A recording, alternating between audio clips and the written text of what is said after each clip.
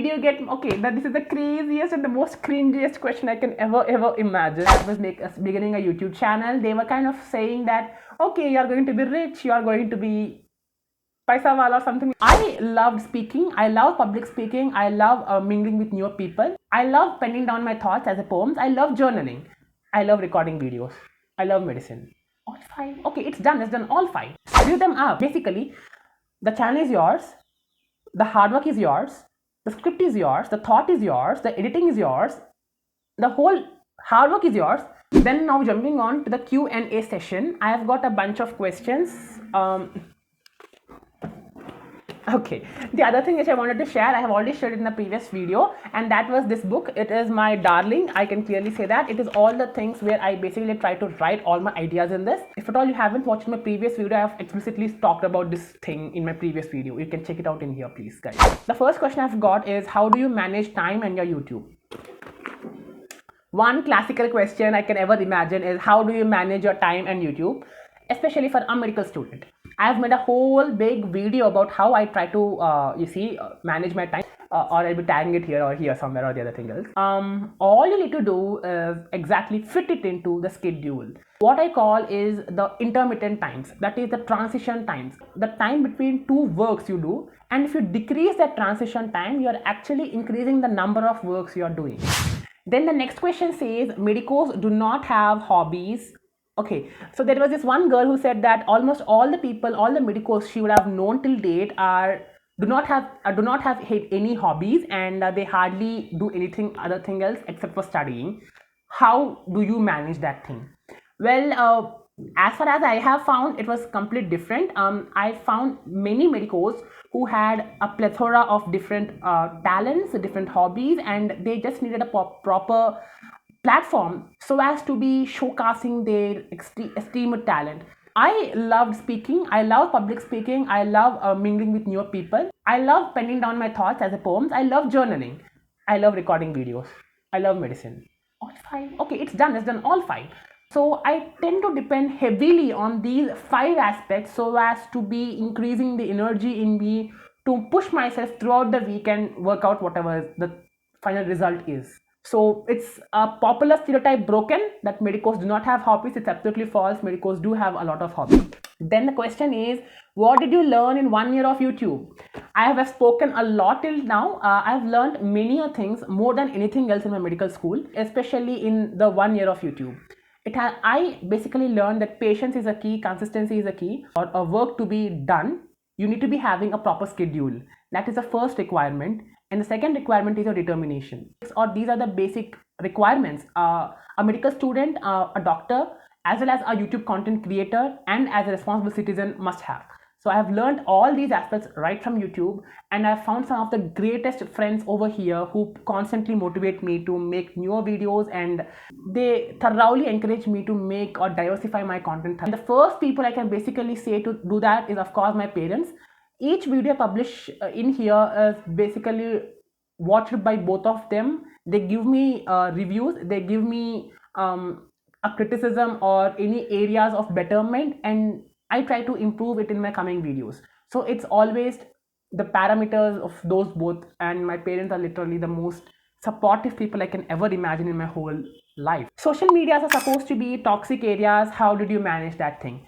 It was the first speed breaker which basically caused a lot of inertia within me that should I be starting a YouTube channel or not, because there are many people who basically said that YouTube is kind of really negative, it is highly toxic, and you cannot survive in a zone of discouragement. Luckily till date, in these 365 days, I have not found any sort of toxic people around my channel.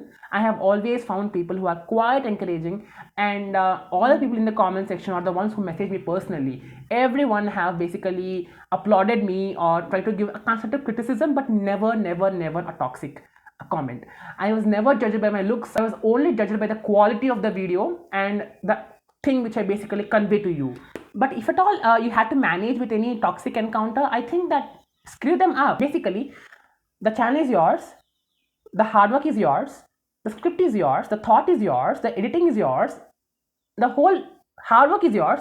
Why should you be wasting it over a person who is just commenting a negative way over your content in any of the social media platform.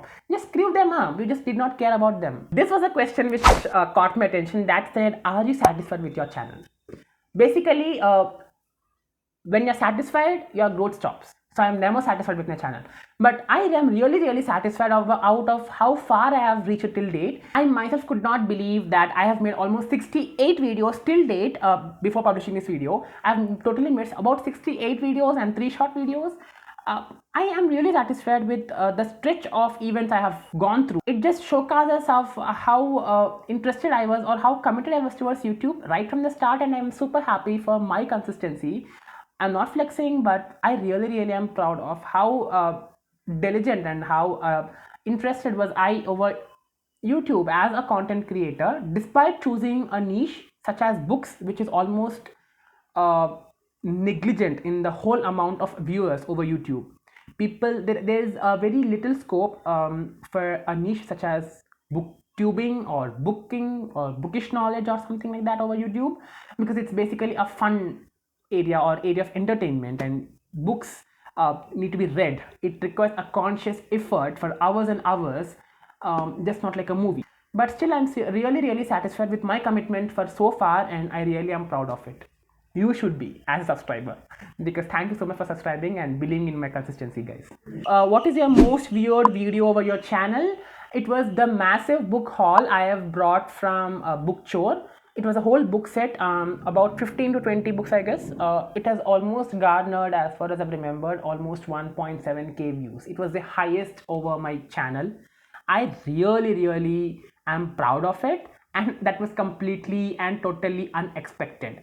I never thought that making a haul or a book haul video would be garnering so many views, but that was really great, and it kind of boosted my confidence to whole another level. I was able to make many more videos, taking or grabbing a lot of inspiration right from that video as compared to any other social media platform. Hence, it is a very slow but steady and sustainable process, and that is something really special for YouTube. The next question says, how do you want to diversify your content? Well, I have till date thought of diversifying my content from books to medicine, but I still am trying to diversify it yet more, so that basically I need to be increasing the quality of my videos or how I take them, how I push myself into taking vlogs, because it is really great. I really am enjoying the process of recording or shooting or filming a vlog, especially in the hospital scenario, and sharing it with the people around. It is something really great, and it kind of always boosts my confidence on everyday basis. Did you get, okay, this is the craziest and the most cringiest question I can ever imagine, and that is, did you get monetized? Okay guys, please, as soon as my friends got to know that I was beginning a YouTube channel, they were kind of saying that, okay, you are going to be rich, you are going to be paisa wala or something like that. No, it doesn't work that way. Many people know that you need to be having at least 1,000 subscribers, and apart from that, you need to be having more than 4,000 watch hours, which is like the most toughest thing next to getting a NEET rank. Okay, so it took me really hard, but I still am in just 248 subscribers as of now. I'm happy for that, and I'm so glad that it came this far. Let's hope for the best. I did not work for monetization, but if at all it is going to come very soon, let's hope for that. I never have thought that. I still think that it will be taking me more than a decade to get monetized. Just pray for it that I get monetized very soon. Pray for it. Amen. Please pray for it. So that's all, guys. These were all the questions I've got from my Q&A session. I've got many more questions basically, but I have tried to sort them out with the most commonest questions being put into each section, and I have tried to answer them in here. The first thanks goes to all the people who have responded to my Instagram story and asked all these questions. And the second thing goes to all 248 people who have built trust over my channel and have clicked that golden subscribe button over their phone screens. Thirdly, I need to thank my parents for constantly supporting me.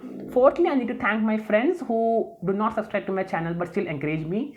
Then I need to be thanking fifth one to all the unsubscribed viewers who are the best people who tend to search my video and watch it whatever time their interest works for. So all these 5 people are the greatest ones in my life, and I really thank everyone who has come along with me in this journey, and there's a lot more journey. I've got 5 years of MBBS and I still am in my second year, so I will continuously making more and more videos so as to be entertaining myself and also my viewers. So we'll be meeting you with a new vlog in the next video. Till then, take care, stay safe, bye bye.